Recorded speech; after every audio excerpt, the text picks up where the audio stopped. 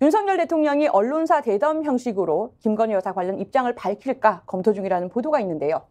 윤 대통령이 밝혀야 할 그 입장 빠르게 알려드릴게요. 세 가지를 꼭 밝히셔야 합니다. 먼저 김건희 여사가 받은 디올백 왜 신고 안 하셨어요? 대통령 기록물 아닌 거 아시잖아요. 두 번째로 김건희 여사가 도이치모터스 주가 조작 계좌로 13억 9천만 원 번 거 알고 있으셨죠? 그런데 왜 대선 후보 토론회에서는 4천만 원 손해봤다고 하셨어요? 마지막, 한동훈 비대위원장 물러나라고 한 이유 김건희 여사 때문입니까? 이렇게 정당에 개입하면 공직선거법 위반인 것 아시죠? KBS와 단독 대담할 가능성이 높다고들 합니다. 저 이번 달에도 수신료 2,500원 냈어요. 국민의 방송, 공영방송, KBS가 이 세 가지 잘 물어보는지 꼭 지켜볼 겁니다. 김건희 여사가 이제 사과를 했잖아요. 허위 경력 때문에. 예. 근데 생각해 보면 허위 경력으로 사과할 때 조용히 내줘야겠다고 했어요. 맞아요. 근데 허위 경력 없이 정말로 그냥 영부인이 돼서 이 정도 내조가 조용하다면 얼마나 나댔겠어요. 그 사과가 없이 지금 조용한 내조를 하는 거예요, 이 정도면. 그때 그나마 예방주사 맞아가지고. 최대한 자제된 행보가 이 정도인데. 근데 비대위원장 막 난리 났죠. 뭐. 그럼 만에 하나 그게 없었으면 예. 지금 뭐 한남동 공안으로 불러서 줄 세우고 난리도 예. 아니었을 거라고 저는 예. 생각해요, 개인적으로. 근데 그나마 자제된 건데 제가 좀 우스갯소리지만 김건희 여사의 가장 큰 문제점은요. 지금 현재에 있어서 본인이 대통령을 쥐락펴락한다는 그런 의혹을 지울 수 없다는 것입니다. 최 목사하고 영상에서도 그렇죠. 본인이 내가 이 자리에 있어 보니까. 내가 있어 보니까. 그러니까 내가라는 걸 보통 이 내조라는 영부인 자체는 본인을 드러내지 않고 대통령을 지켜 세우는 법이고요. 그리고 본인이 하고 싶어도 그러니까 그런 공개되지 않은 자리에서도 똑같아요. 그 누구를 대하든 더 겸손하게 얘기를 하는 것이거든요. 행위 하나 누가 될까봐. 근데 당시에 보면 남북 문제까지 얘기를 해요. 네, 그 맞습니다. 국정기획의 의혹도 있는 것이에요. 그러니까 저는 이 명품 수수의 부분은 명품백 수수는 그렇게 명품백은 덥석덥석 잘 받으면서 왜 사과나 수사는 안 받으려고 그래요? 잘 받잖아요. 그럼 그런 것도 잘 받아야 되는데 선택적으로 받는 것도 문제고 이 명품백 수수의 문제는 가장 큰 거는 이 명품백 자체가 어떤 이 고리로 해서 인사 개입이 있었는지 아니면 국정 개입이 여러 가지 논의가 있었는지가 아주 핵심입니다. 맞습니다. 사실은 그게 핵심입니다. 그렇죠. 그러니까 국민들은 그런 걸 보는 거예요. 명품백 받는 자체도 잘못됐지만 김건희 여사가 늘 뒤에서 윤석열 대통령을 뭔가 조정하고 있지 않느냐는 의혹을 지울 수 없기 때문에 이걸 명백하게 털고 가야 윤석열 정부가 물론 2년 동안 참 엉망으로 나라를 운영했지만 그조차도 더 덧붙여서 윤석열 대통령은 허수아비인가? 라는 여러 가지 오해가 있을 수 있어요.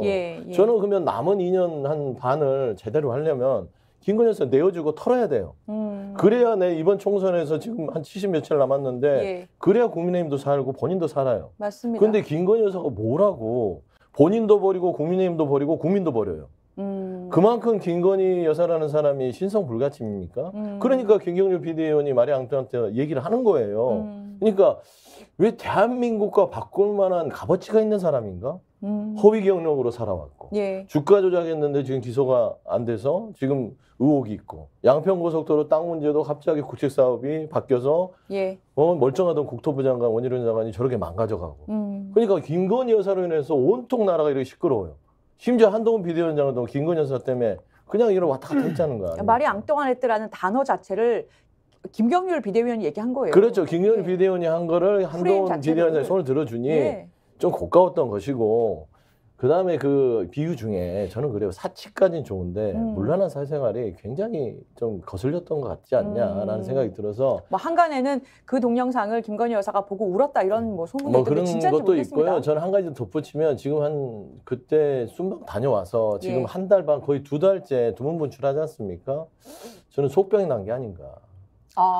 그러니까 또 속병이 난 그 배우자를 바라보는 대통령의 마음에서는 또 측은해서 이런 좀 비상식적인 일들을 벌이고 있지 않냐 그런 생각이 좀 들어요. 근데 저는 사실 윤석열 대통령이 아내를 사랑하죠. 사랑하겠죠. 그래서 뭐 좀 지키고 싶은 인간적인 마음이야 뭐 국민 누가 이해를 못 하겠습니까? 근데 과거 대통령들의 사례를 보면요. YS 대통령도 공사구별 잘 하셨고요. 당시에 이제 차남을 현직 대통령 신분 때 구속까지 시켰거든요. 그때는 눈에 넣어도 안 아플 아들 아닙니까?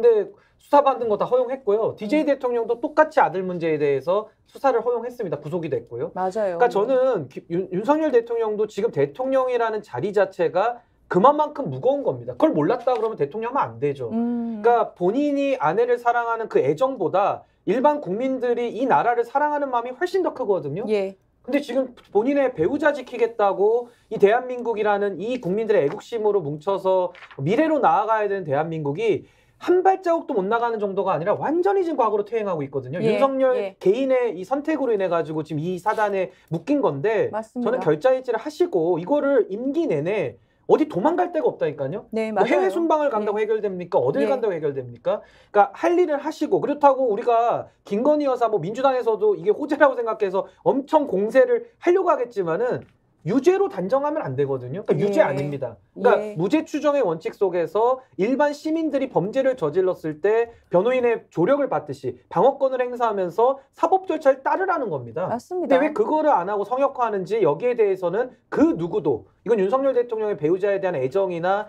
그 지나친 사랑으로도 이거는 방어가 되지 않는다. 예. 저는 이 부분은 윤석열 대통령의 권력 사유화로 규정하고요. 명명백백하게 진실을 밝혀야 된다. 저렇게 아니 뭐 말을 해야 방어권을 존중해주고 무죄 추정을 하지 말을 안 하잖아요. 묵비권도 방어권의 일종이긴 그런 한데 거예요? 수사 예. 절차에 가서 하시라고요. 그러니까. 여기서 하지 마시고. 자, 김용남 의원님. 네. 이제는 말할 수 있다. 한번 여쭤볼게요. 한동훈 비대위원장 본인이 사과 요구한 적 없다. 제가 김건희 사과 요구한 적 없다. 이렇게 선을 또 어제 걷단 말입니다. 근데 원래 본인이 이 김경률 비대위원이 원래 사과 주장을 해왔는데 거기에 동조했잖아요. 예. 말을 지금 몇 번 바꾸는 겁니까? 이렇게 한동훈 비대위원장 원래 이렇게 말을 잘 바꾸십니까? 한동훈 비대위원장의 단점 중에 하나인데 교묘하게 이제 피해가요. 말을 싹 바꿔가면서. 그러면서 아마 취지는 본인 입에서 직접적으로 사과라는 단어를 내뱉은 적은 없다. 뭐 이러면서 피해가는 것 디테일하게 같은데. 하자면 예. 내가 직접 사과 이렇게 말한 적은 없다. 그러니까 사과해야 된다라고 하는 사람의 편은 들어줬지만 내 입으로 직접 사과를 말한 적은 없지 않냐. 뭐 이런 약간 말장난 비슷하게 들릴 수 있는 예. 그걸 일종의 트릭이죠. 트릭을 써갖고 피해 가는데 글쎄 이제 제가 보기엔 그래요.